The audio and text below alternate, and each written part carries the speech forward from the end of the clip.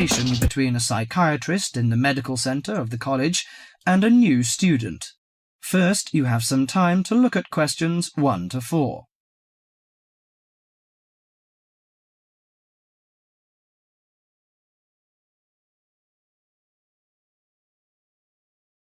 Now listen carefully to the conversation and answer questions 1 to 4. Hello, sit down, please. Thank you. Now, you are a new patient, aren't you? Yes, that's right. OK, so I'd better get some basic details down first. Right, we'll start with your name. Martin Hansen. Do you spell that S-O-N or S-E-N? Hansen. OK, and you're a first-year student? Yes, I am. Study in? Electronics, actually. I hope you enjoy it. Thanks. And your address? 2805 Hesperian Avenue, Hayward.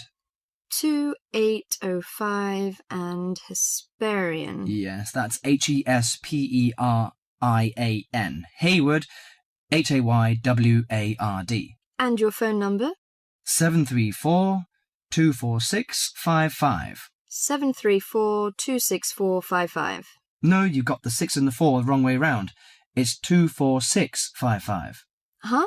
Sorry, right. And, when were you born? The 15th of June, 1986. Here in New Zealand? No, I was born in Sydney.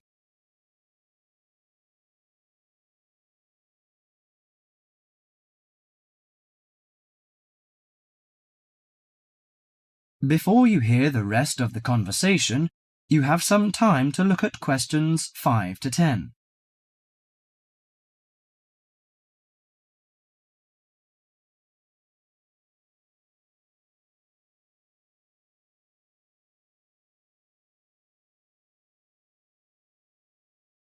Now listen to the conversation and answer questions 5 to 10. Good. So, what's your problem? Well, frankly, I wonder whether it is a problem. I get the blues, and it lasts for quite a while. I don't know how to... Yes, we all feel sad or get the blues now and again.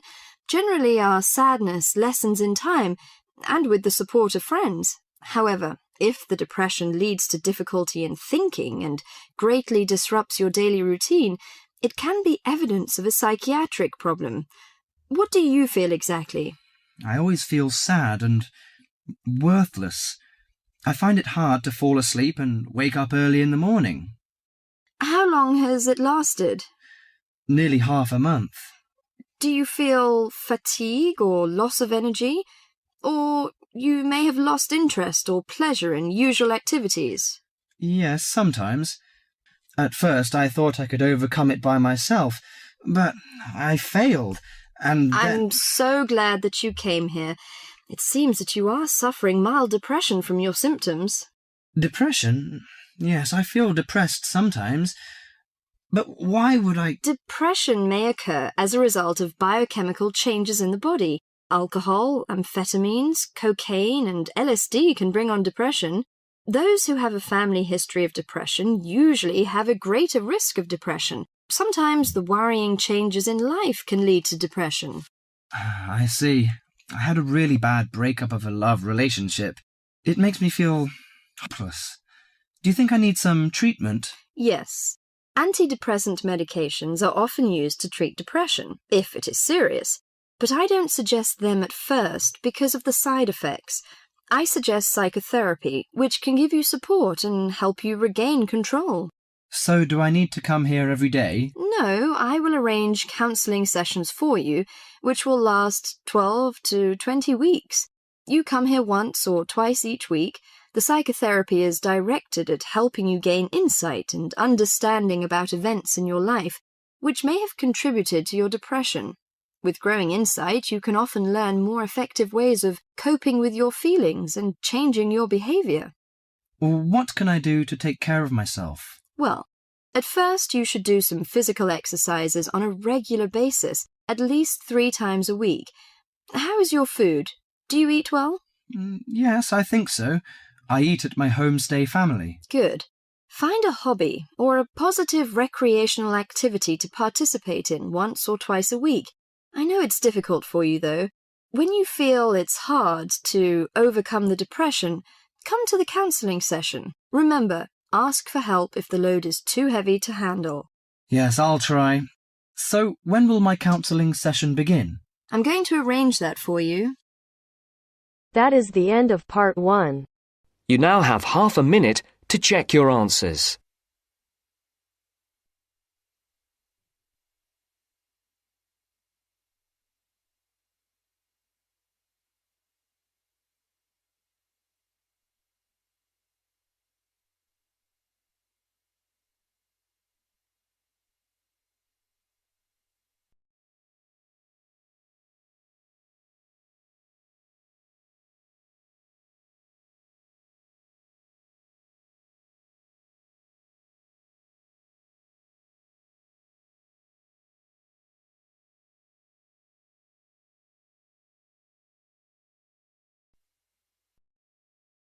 Part 2.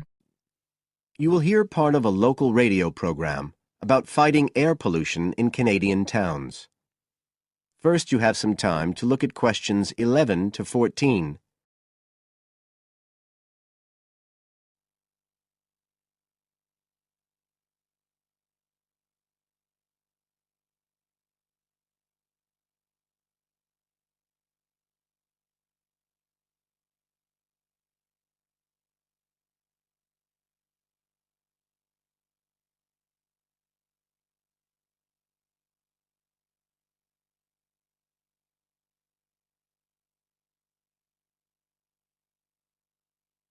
Now listen carefully and answer questions 11 to 14.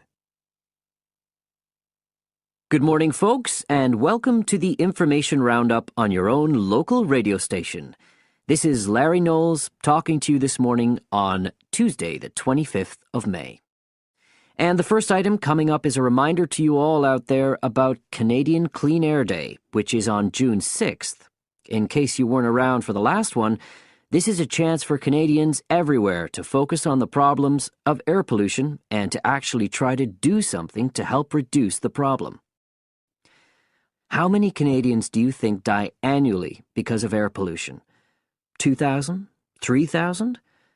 Well, the rate is a staggering 5,000, and it's likely to grow unless we do something. And it's this concern with your health that's the driving force behind the government campaign that is sponsoring Clean Air Day. So what causes air pollution in the first place?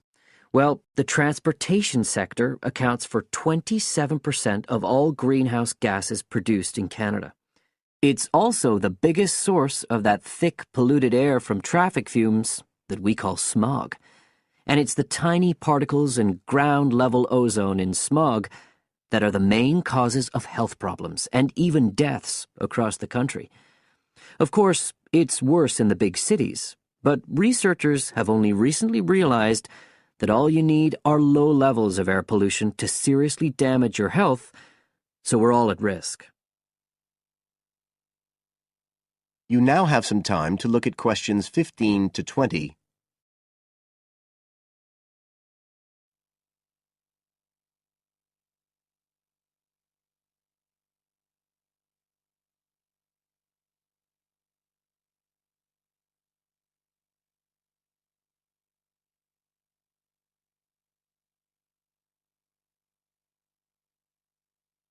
Now listen and answer questions 15 to 20.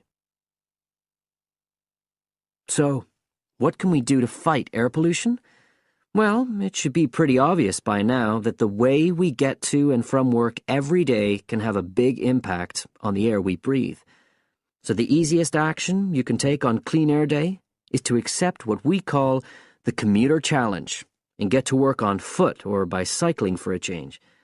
If you have to use your car, try carpooling and share the drive, or better still, use public transit. If everyone tries this for just one day, you'll be amazed by the difference it can make to the air in our towns and cities. But there's more you can do to improve air quality. For example, you can plant trees. And if you don't have a garden, then you can do your bit in other ways. For instance, Did you know that modern, improved wood stoves can reduce wood smoke by as much as 80 to 90%? So you can make a big difference if you upgrade the appliances you use in your home. The government is also working hard on your behalf to clean up our air. Its priority is to reduce the emissions that cause smog, and they have clear plans to get there. Last year, Canada and the United States agreed to reduce emissions on both sides of the border between the two countries, and they plan to reach their targets in the next few years. The government's also taking action to get cleaner fuels. It's already reduced the sulfur contained in gasoline, and it hopes to reach the reduction target for sulfur in diesel by next year. But the measures don't just focus on the motorist. The federal government's also working to reduce emissions from power plants and factories right across the provinces. You can find out all about government action and all the plans for Clean Air Day events. That is the end of part 2. You now have half a minute to check your answers.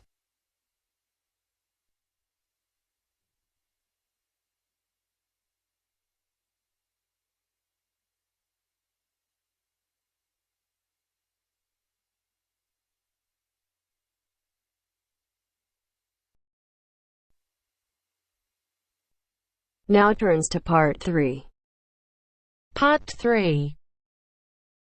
You will hear 2 engineering students, a woman in her 6th year called Linda and a man in his 5th year called Matthew, discussing the benefits of student work placements. Before you listen, you have some time to look at questions 21 to 26.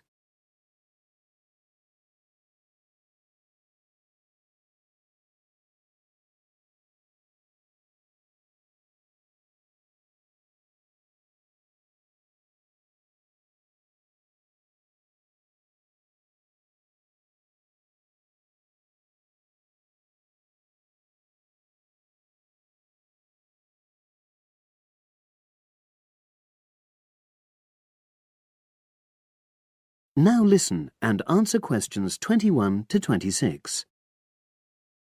Hi, Linda. Can you spare a few minutes? Hello, Matthew. No problem. I just wanted to talk to you about temporary work placements. I've never really thought there was a good reason for doing one. I've got some savings, so I don't really need the money at the moment. But I've had an email from the university about a vacancy that looks quite interesting. You did a placement last year, didn't you? I did, yes. In my case, I wanted to find out if I was making the right career choice before I began applying for permanent jobs.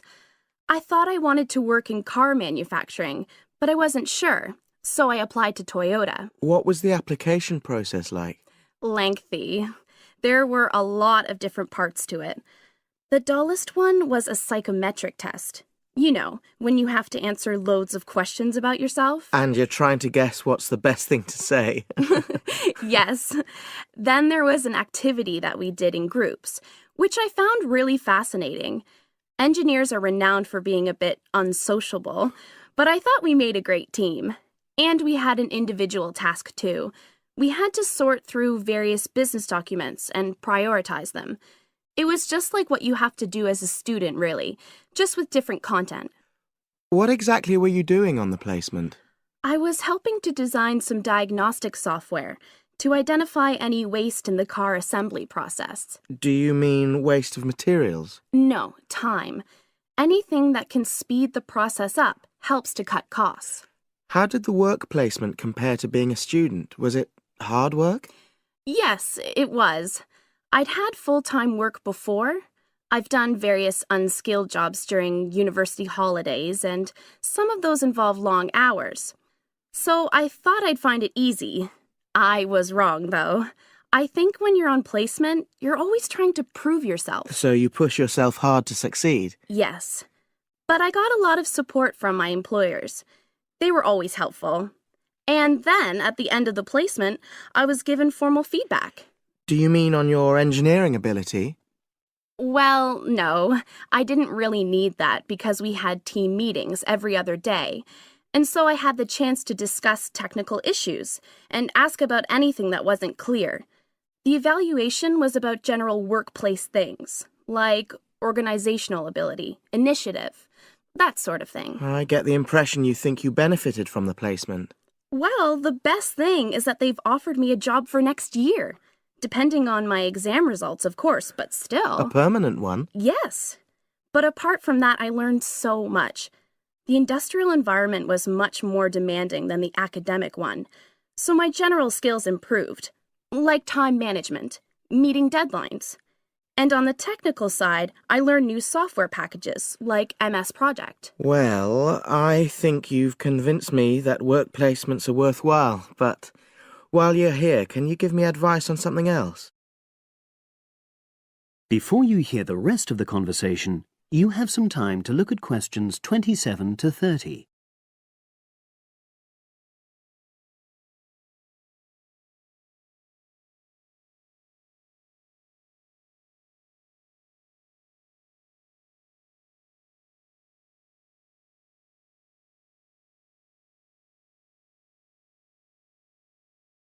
Now listen and answer questions 27 to 30. I'm about to make a start on the engineering materials module, and I've got a book list here. Can you have a quick look and tell me what you would recommend? That's if you can remember. Let's see.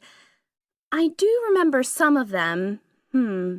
Yes, this one, The Science of Materials. I found the subject quite hard generally, but this book is very accessible, so it suited me. It doesn't cover everything, though. What about this one, then? Materials engineering. Oh, yes. I do remember that. But it's a bit out of date now, isn't it? Unless it's a new edition. I don't think so. But what I liked about it were the pictures. They really helped to understand the descriptions. It's useful just from that point of view. Let's see, what else? Oh, yes, that one there, Engineering Basics. I think out of all these, that's got the widest coverage. But I've looked at the contents page and it hardly mentions nanotechnology. Yes, you're right. The evolution of materials does, though. It's a recent publication, so it covers all the latest developments. It's a bit thin on the 1960s, though, and that decade was quite important. Well, it sounds as if they all complement each other in some ways. I don't suppose you can lend me...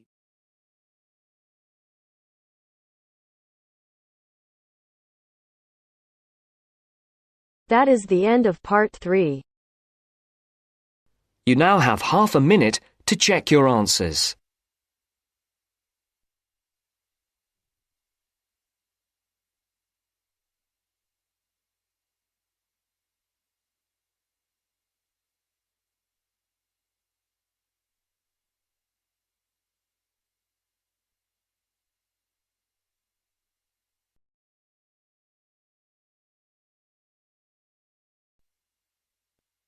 Now turns to part 4. Part 4. You will hear a presentation by a student about a website she has designed for a supermarket. First, you have some time to look at questions 31 to 40 on pages 113 and 114.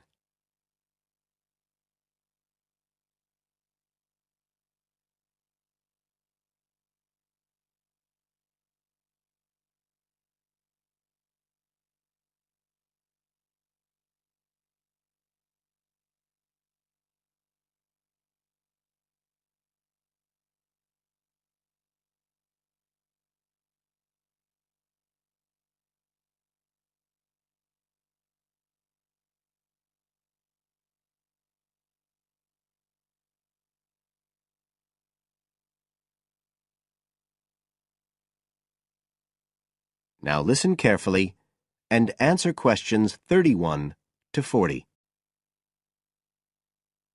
For my website design project, I decided to approach SuperSave supermarkets because I have an evening job at the supermarket, so I already have a slight insight into their organisational goals and workings.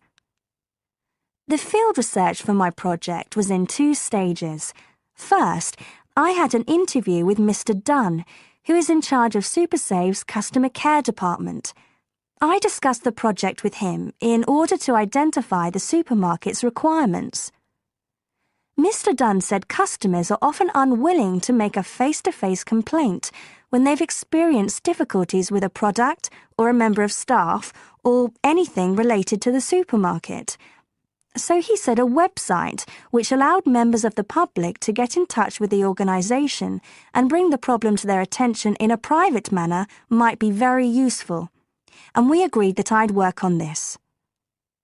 For the second stage of my research, I devised a questionnaire to put to SuperSave customers. I needed to find out about the customers' experiences of problems together with their attitudes towards making complaints, both directly and indirectly. I used a mixture of closed questions, such as, have you ever experienced a problem at any SuperSave store? And open questions, such as, what would you find helpful about a customer complaint website?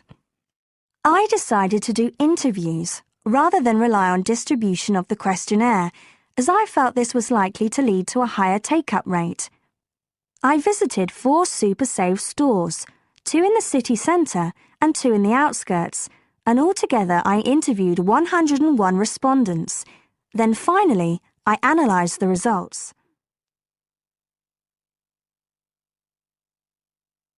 I found the results of the questionnaires to be very informative. I found that out of the total number of customers investigated, 64% had at some stage encountered a problem in a SuperSave store. Out of these people, the vast majority said that they hadn't reported the problem to any member of staff. They just kept it to themselves. The next thing I tried to find out was why they hadn't complained. Well, about 25% of the people I interviewed said the reason was that they couldn't be bothered, and a slightly smaller percentage said that they didn't have enough time. But 55% said the reason was that they felt intimidated. I finally asked if they would be more likely to complain if they didn't have to do it face-to-face, and nearly everyone I asked said that they would, 95% to be exact. I then set about designing the website to meet these needs. Once I'd completed the website, I made another appointment with Mr. Dunn to find out what he thought of it. Mr. Dunn said he felt that the pages would benefit his organisation by giving customers a new way of expressing their complaints and by making it easier to collect complaints, identify specific places where service and customer care were not as good as they should be, and act upon them accordingly. SuperSave is already a highly customer-orientated organisation, and he thought our website would be an excellent addition to their customer care effort. This is all well and good, but there still remains the general problem with websites, that there's a lack of access to online computers. Surprisingly, in my survey, I found that 88% of those interviewed had access to the internet, which I felt was quite high. But this access wasn't always direct.